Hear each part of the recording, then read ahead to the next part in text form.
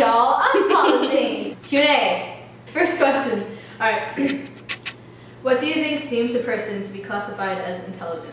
Well, you have to be me. I think that there's intelligence in many things. You can be intelligent in the drug cartel, and you have intelligence. You can be intelligent in school or in sports or whatever. So there's not really a specific knowledge that you need to have over certain things to be, I guess, considered intelligent. I think that intelligence is more of a personal thing. Like right now, you're more intelligent than you were 3 seconds ago. So it, I guess, is more like experience than knowledge.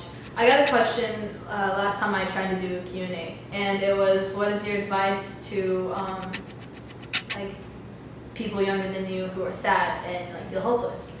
And I probably ranted for 40 minutes on it, and it was very, I went quite in depth with it. But I talked about in that the difference between living and existing, and that the whole going through everything day by day, you know, having this monotonous drone without any kind of, you know, excitement or change is just existing, whereas living is when you're striving for your best and trying to go farther than where you are at that moment. And I think that getting the full enjoyment out of your life and your situation, no matter what it might be, if you strive for that and you try to experience more in your life, that you can be truly living and say that you're truly living when you hit that point. And when also you see who you are and accept who you are, but also want to be better. I think that's another thing, that once you can realize that and accept that and start doing that, that you can truly live. What are your dreams in life? Ooh, yikes. Well, I think I was 5 years old, and I was watching American Idol, and I was like, you know what, like that's what I want to be. And my parents were like, okay, because I'm pretty sure like a week before that, I was dead set on being a Dallas Cowboys cheerleader. That didn't happen at all. But I was just completely infatuated with like, I mean, it was in like the beginning of the season, you know how bad that can be. And I was just completely infatuated by it. And I was like, that's what I want to do. Like that sounds fantastic. But I didn't sound fantastic. Some of me when I was younger and singing was pretty terrible. And you know, it's like I'm working on it, it's a work in progress. But that's always been what I've loved to do. And I know that the feeling that I get when I'm, you know, in front of people and singing is a feeling that can't be replaced by anything else, and that it's something that I need to attach myself to and continue moving on from where I am to go farther. And you know, I would really, really like to, I don't know, get to a point where I could tour and things like that, because it's always been what I've been obsessed with and loved. And so hopefully I can get myself to that point in the future. And you know, that would, once I was at that point, I think I can say, you know, although I might be striving for more after that, I can say that I've at least lived my dream. My favorite book would probably be, I don't have a favorite book, but I do have a favorite book series, and it's going to be the Mira Dyer series, and there's 3 of them. They're fantastic.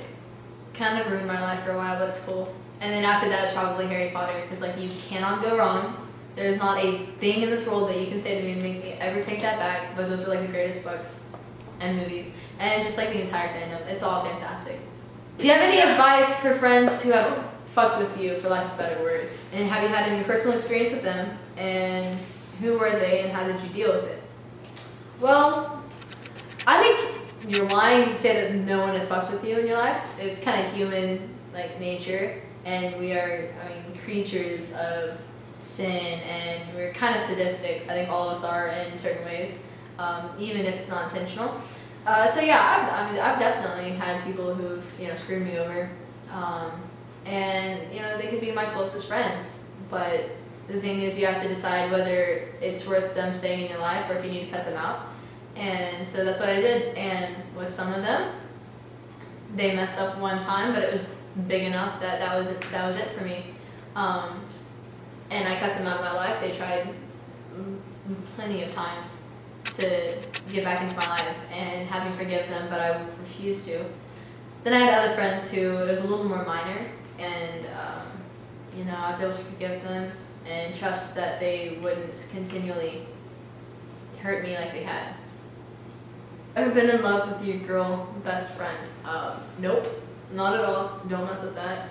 She's only saying that because we're here. I'm actually not in love with my two friends. Just absolutely killer lesbian crush on them. But I fight through it, you know? Especially seeing them at their finest, like when they're laying on the floor spooning with my dog. It just, you know? Gets real hard. It's hard to suppress my emotions towards them. Really, it is. Greatest strength is the fact that I don't take anyone's bullshit. If you could go back in time once and change a single thing, what would it be? I would definitely change where I live, not because I don't love the people who I'm surrounded by, and well, some of them. I'm not calling you out. You're one of the people that I love. Don't get defensive. I'm not talking about you. Stop being so conceited. No, anyway, female celebrity crush. All of them. All. Craziest childhood memory. One time it was snowing, and you know, I live in Texas, so that was a really big deal. And I was probably 7, and my brother and I, plus our neighbors, decided to go exploring without telling either of our parents. And so we disappeared into the woods behind our houses for a solid like 3 hours while our family was like searching everywhere to try to find us because we literally just ran away. Bye! Oh my gosh, your dog. I really hope it gets in the frame. Please don't go away. Go away. Is it in the frame? Oh, I she's love so joying. I love you, precious. You're a bitch. Okay. Yeah. Have you ever been in love with your girl breast? Breast friend. I'm sure you have. Bye. Okay. You said for the end of the video. Okay. You ever been in love with your girl? Thank you. Another question. You're really pretty and an amazing singer. Oh, I'm sorry, that's not it. Okay, I'm good.